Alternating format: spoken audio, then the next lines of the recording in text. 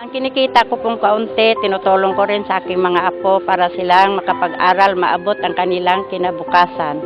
Napakalaga po sa akin ang edukasyon o para sa aking mga anak upang matupad ang kanilang mga pangarap. Dito nagsisimula na hubugin ang ating sarili upang magkaroon tayo ng sapat na kaalaman.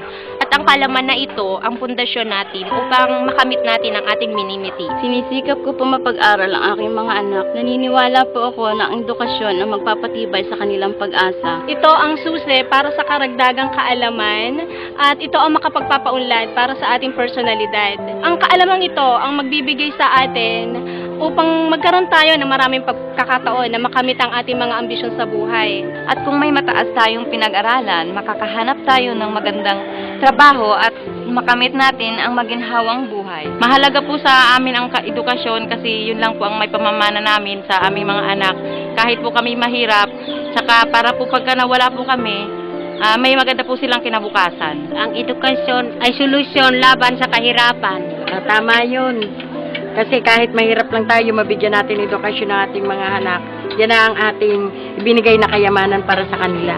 Po ako naniniwala sa edukasyon po na yun lang po ang tanging may papamana namin sa kanila. Ang RICC po ay pinabubuhan ng Abacado Guro sa pamumuno po ni Congressman Jonathan de la Cruz.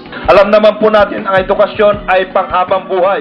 Ako po ay representante ng Abacado Guro. Yan po ay partido ng mga guro, ng mga manggagawa sa edukasyon, ng mga Parent Teachers Association, ng mga estudyante at mga out-of-school youth pati, yung mga wala sa formal education pero nangangailangan ng pagtulong pagdating sa edukasyon. At nagpapasalamat po ako sa Abacado Party List sa pagsusulong nila ng kalidad ng edukasyon. Mabuhay po kayo at maraming salamat po para sa edukasyon na inyong pinapangarap sa bawat kabataan.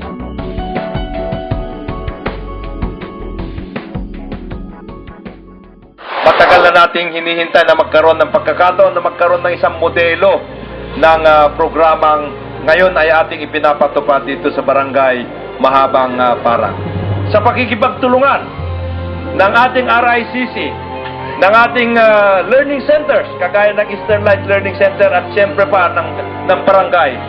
Napakagandang halimbawa po ito sa kanilang lahat. Nang sa ganoon, magkaroon tayo ng pagkakataon na itong ating eksperimento dito sa Mahabang Parang ay magiging modelo sa buong bayan. Sa matatawag natin na mga soft requirements, meaning school books, materials, etc. Meron din po tayong programang ganoon. At isasangguni ko po sa Division Superintendent ng Rizal kung paano tayo makapagtulungan. Kasi meron talagang meron talagang budget din dyan. I know na yung budget na yun ay kulang. Kaya matitignan natin kung paano ang matatrabaho na yung kakulangan na yun ay mapupunan naman namin galing din sa amin sa Abacado Party.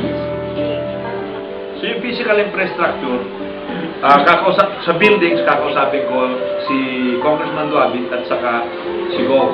Kasi meron din silang school building program, ang Rizal Provincial Government. Kasama dyan sa infrastructure na yan, binabanggit po ninyo tungkol sa clean toilets, yan, merong programa ang DepEd. Meron din po kami program. Meron po kami pinagawa.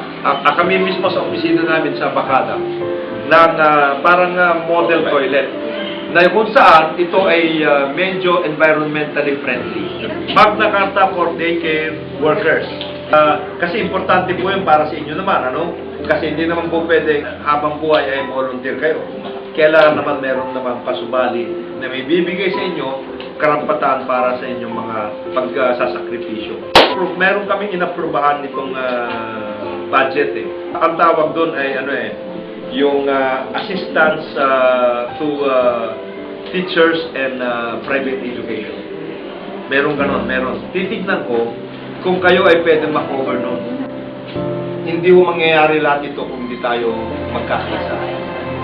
Meron ho kaming obligasyon, meron din kaming pakisama at lahat, pero kung hindi ho, halimbawa, magkaroon tayo ng toilet, kung hindi naman ho alagaan yung toilet, di wala rin yun. Kasi hindi naman po kami palagi nandito, pagkamat kami ay tinanggap na ninyo bilang inyong mga kabarangay.